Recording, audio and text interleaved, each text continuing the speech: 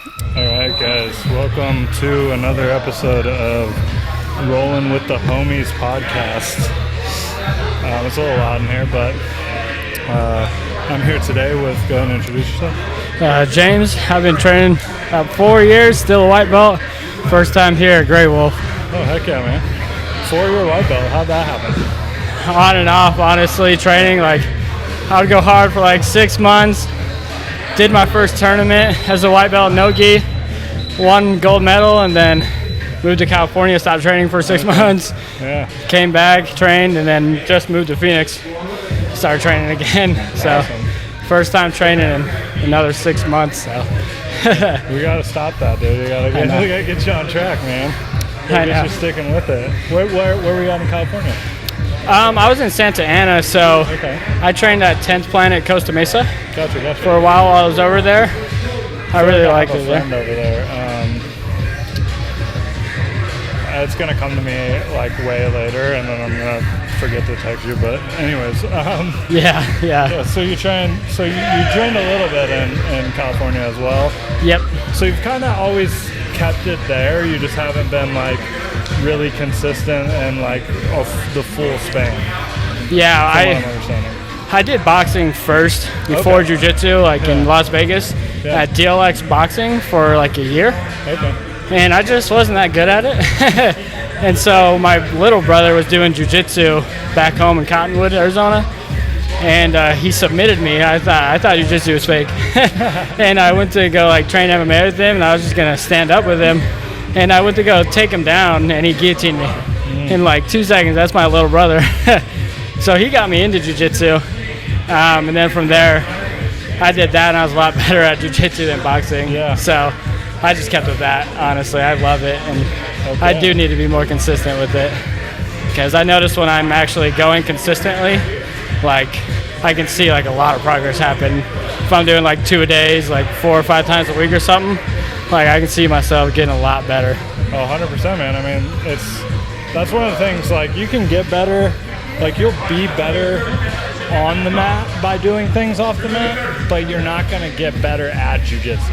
Yeah. So, like, you maybe improve your cardio, get stronger, things like that, but it takes the mat time. It takes actually spending it on the mat. Yeah, 100%. I mean, I watch videos all the time, like watch some Gordon Ryan or John Danaher stuff and learn off the mat, but it's a different ball game when you actually get on the mat and try to apply it, and you haven't been doing it for a while. It's like you can watch as much as you want, but once you actually start grab a hold of somebody or they grab a hold of you, it's like you can't just impose your will. Oh, dude, timing is everything. It's like all about getting that optimal spot, getting that optimal timing. So I'm sure it's a pain, like, for yourself, kind of trying to come back and like go in and out. What do you think kind of drove that for you, like, kind of stopping and starting? Is it just the moves themselves, or?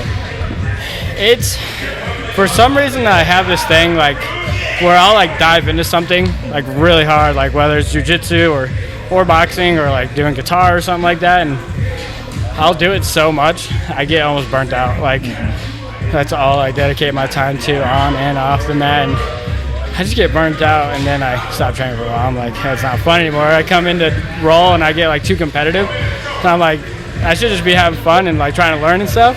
But even during the rolls, sometimes I would notice myself getting like, oh, can't believe I lost or got submitted like 10 times or whatever, you know. And it's like, it's not supposed to be like that, you know. You're supposed to just train, have fun, and then when you compete, that's when you take it like serious, like that. Yeah. So I noticed myself starting to do that sometimes, and so I would step away. So I'm trying to find the balance of having that right mental, I think, for it, because I notice when I'm having fun with it, that's where I learn the most, and I'm like really just flowing, and that's when I do the best too, when I'm just having fun with it. Yeah. So like when I step away and come back, then I'm like, oh, I'm having fun again. Like it's rejuvenating. So I just have to find a way to keep it consistently fun for myself, I guess, which I haven't found a way yet, but I'm hoping. Have you thought about, just a thought, but have you thought about like when you start to reach those, and maybe like especially if you are doing like the 2-a-days multiple times a week kind of style, just tapering down to maybe like 1 to 3 days a week, just like a maintenance kind of period while you get that spark back. Like you can kind of replace that time with something else, but just enough to give you that, like, you're still maintaining your jiu-jitsu brain, but you're not having that multiple sessions a day, multiple times a week. Right. Yeah. I think that is actually a good idea, honestly. Just like keeping like a 2 or 3 times a week. Honestly, not trying to like be super uber competitive about it. And I think I am going to be able to do that more now because I got a new job out here and it's crazy hours, so I won't be able to train as much as I used to. But that's probably a good idea because I think when I was going twice a day, like as much as I could, I was like training to like compete and stuff, and so I was taking everything super serious all the time. But kind of draws away from it a little bit, like when you love, like we all love competing. Well, maybe not all of us, but people love competing because it does bring something out of you. It does, draw something out of you, but it also like can be to a detriment if you go over the top with it and you're like, that's all you care about. That's how burnout does happen. I mean, you see it happen with like even guys at like the professional level where they're just like, I gotta take like a year off. Like I just have put so much in, so much time, and like, so it is like very valuable to start to find a balance and be able to kind of. Yeah, I think that's actually, like you're on the nose with that, because I noticed even with guitar, like I've been playing guitar for like 11 years, and I would do the same thing, like be in and out of it, all in or all out. But now that I'm just like playing it just for fun, like I have a lot more fun just playing whatever I want to and not trying to go to jazz festivals and like play like super well all the time. I just want to play what I want to play. Same with jiu-jitsu, like if I just come to have fun and just play around, I enjoy it the most and usually learn the most that way as well. So yeah, that's a good idea. I should just keep it at like a more casual casual mindset for it too, but because I'm not competing for money or anything like that either, so most it's not are, man. exactly. So it's just a mind thing. Yeah, of course, man. I mean, it's one of those things. It's like you want to flip the switch, but you gotta maintain you gotta maintain the love for it. Yes. It's just like you couldn't like. I mean, like you said, if you go six months super hard in guitar and you're like trying to learn 56 different songs and like then you come back and you're like, man, I don't even want to play for it. And so quick question though. Yep. Well, I ask this to a lot of people and answer however you kind of feel, but what, if anything, has jiu-jitsu kind of changed about your life or improved about your life? I've noticed that it's helped me stay a lot more composed in stressful situations. And that's even outside of jiu-jitsu? Outside of jiu-jitsu, 100%. Like, just like if like nerve-wracking things are happening that used to be like really scary for me, that like I couldn't like think straight, like nowadays like I can like stop, I can think about it, and I can react accordingly. Like I had a buddy of mine actually try to fight one of our owners at a job I was doing. Oh, wow.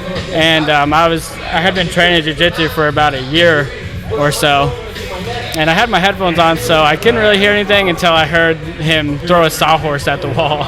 And he started almost like trying to fight our owner.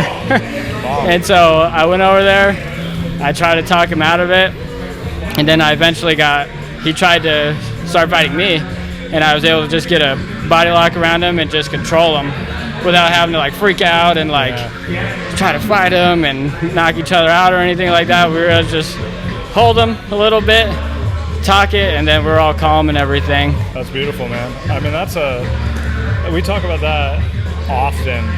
I mean, I had the conversation often where it's like, I feel like all like police officers and like, it could improve. I've done speeches on this in school and stuff, but it could improve the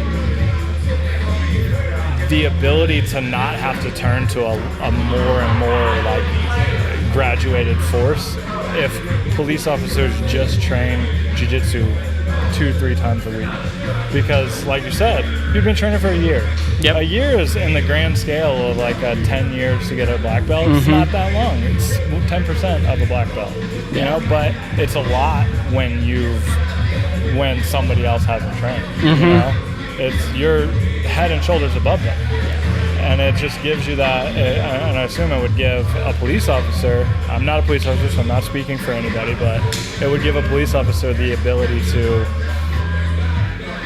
kind of be more comfortable in not having to draw their weapon or tase the person who maybe is on a pacemaker or whatever, you know? 100%. I agree, yeah. I mean, and I've rolled with police officers all the time too, and it's there are plenty who do train. I'm not taking away from yeah. No, but I agree, because I feel like I hear all the time of like people getting shot or killed or injured at least, and you could have totally handled it a different way if they knew just how to take a hold of somebody, and you know, you don't have to hurt them or anything really, just like with what happened to me. I didn't have to hurt him or even apply a choke or anything. Yeah, you didn't have to, like, it's just a control thing. Like you know you're comfortable and safe there, so it's like you don't have to worry about, you know, it's your friend too, so you don't have to worry about a weapon. Exactly. But it is like, it's definitely a good feeling to know that you have that. Yeah, I mean, and he was, you know, like 40, 50 pounds heavier than me at the time too and everything, and it just showed me like, okay, this stuff actually works just outside of the sport and training or whatever. Like, it's actually super useful. Not that I've ever had to really use it outside of that one situation, but it just it helps you out when you need it. Exactly, 100%. So it makes me feel more secure about myself, makes me more calm throughout the day, and really humbles me too. Like, when I was like 15 or 16, I thought I was the biggest, baddest guy. I was like 100 pounds soaking wet in high school. And then I got into my first street fight and I got obliterated. And I was like, oh, yeah, maybe I'm not. And then I started Jiu-Jitsu, started boxing. I was like, okay, I'm really not. But I think it helps me stay humble, more positive, more secure myself. I love Jiu-Jitsu, and I've loved it since. So I wish I could keep more consistent with it, honestly, because I can feel myself. Keep coming in here, bro. We'll keep you consistent, man. No, this is a really nice gym. Yeah. Shout out to Grey Wolf. Well, do you wanna plug anything, or your social media or anything like that? Yeah, you can follow me on Instagram at JamesChap47. That's JamesChap47. Awesome, man. Well, thanks for the conversation, bro. Awesome. Thank you, man. It was great to meet you today, Hey, it was nice to meet you as well. All right. So it's James, right? Yes, sir, James. Nice to meet you, James. Nice to meet you. Good roll. Thank you. Yeah, man. Where are you training at? I just moved to Phoenix, so I'm not training anywhere right now. Okay. But I trained at Combat Club in Cottonwood, Arizona. Oh, okay. If you know where that is. Yeah, Shadrack. And, Yep. Thor's up there. I know a bunch of those guys. Yeah. We did 3 years ago, we did a camp up there. Oh, did you? The first camp, yeah, it was a lot of fun. That's cool. Yeah, that's where I've always trained for the last 3 or 4 years. Awesome, man. Yeah, it was good guys up there. Definitely. Yeah, I miss Cottonwood, but glad to be here so much here now. yeah. Well, good. Well, you're down. You moved to Phoenix. What did you move here for? My family kind of started migrating over here. Okay. The last few years, but this last year, my girlfriend lives here now, and my best friend moved here. Okay. So I was the only one left really back in Cottonwood. Okay. And so I was doing plumbing. I was like, there's a lot more opportunities in Phoenix, so For sure. just moved here to be closer to everybody, and here I am. I got here in February. Okay. And just starting to train again. Awesome, man. Well, welcome. Well, I mean, we got a great gym here, but come, keep coming to classes and check it out, see what fits for you. But we got a good vibe. It's awesome. So, welcome. Yeah, thank you. Well, awesome. How long have you been doing jiu-jitsu for? 3 or 4 years on and off. Okay. Yeah, Okay. still a white belt. Just because I'm inconsistent with it. Yeah. I also never do gi. Okay. I think I've only done 2 gi classes in my life. All right. So. Well, there yeah. you go. That's all good, man. It's not about the belt. It's just coming in, training, have fun, learn things. I agree. Yeah, I mean, as long as I am having fun, I don't really care if I'm a white belt forever, honestly. I mean, I guess everybody has that white belt, or you should have that white belt forever mentality. Yeah. Just always try to keep learning. Absolutely. But yeah, it's really cool here. I've rolled with almost everybody here, I think. Yep. And yeah, it's been really, really fun so far. Good. Well, I'm glad you're liking it. Yeah. Tell me about what's Jiu-Jitsu done for your life? Like what things positive? Hopefully no negatives, but what has it done for your life? I'm gonna say it's honestly just like boost like my overall happiness, like, and like being content with life, just because I get to come here all the time, be humbled almost every time I come here, have fun, and then it also lets me be like more what's the word, I can just think more clearly in like stressful situations and stuff like that. For sure. So it definitely lowers my stress level a lot when I train more. I notice when I take a time off training, like I can get frustrated with littler things a lot more and stress about things a lot more, definitely. Absolutely. So the only negative thing is I think I got injured once doing a Kimura trap drill. And this guy Kimura trapped me and I landed wrong, or I don't know what happened, but I couldn't lift my shoulder up for like 3 months. Ooh, no. But other than that, it's been awesome. Yeah. Well, I mean, we all have little injuries, hurts, whatever, so. Just, thankful I got healed. I didn't have to go to the hospital or doctor or anything. It just healed. That's good. That's good. Glad it didn't knock you out for too long either. Yeah, definitely. Well, cool, man. Have you ever done any competing? Yeah. My first, or maybe my second year of training, I competed at Grappling Industries no-gi white belt, and I was able to get the gold medal, but I only had like 2 competitions, 2 opponents, and one of them was from 10th Planet Scottsdale. And he was actually really, really good. It was my toughest one out of the 2. I only won by going into side control. So it was 3-2. Nice. But that's the only time I ever competed. It was really fun. I want to do it again. All right. Well, yeah. I mean, I would always encourage it. So it's a lot of fun. You can see what you're made of. And you've competed at least once, so you know what it's like. Yeah. 100%. So that's good. Yeah. No, I love it. Yeah, I first did boxing, and I sucked at it. And then I came to Jiu-Jitsu, and I had a lot more success and more fun with it. So I just, I love it. I love Jiu-Jitsu. Well, good, man. I'm glad to hear it. What drew you to Jiu-Jitsu in the first place? Well, like I said, I was doing boxing for a while, and my little brother was doing Jiu-Jitsu. So I did boxing in Las Vegas, and my little brother was still living in Cottonwood. When I moved back, we would kind of have like these like backyard fights where we'd invite people over and just kind of do like MMA. And I fought my brother, and I went to go take him down for some reason. I don't know why. And he guillotined me. And I was like, what the hell? I couldn't do anything. I couldn't get out of it. And he choked me out, and I was like, oh, I guess this isn't fake. I thought it was like a fake martial art and stuff. That's a good one, I guess, when your little brother whoops your ass. Yes. That's a good thing. I know, because I'd always beat him up growing up, so when he guillotined me, so I think that's what got me into it. I tried it out, and I immediately was already progressing quicker than I was in boxing and jiu-jitsu. So I just stuck with that, and I've loved it since. So. Awesome, man. Very cool. But, yeah. Well, good, dude. Well, I'm glad to hear you're coming in. Keep coming. Yes, sir. We'd be happy to have you here. We got good no-gi classes on Tuesday and Thursday and Saturday.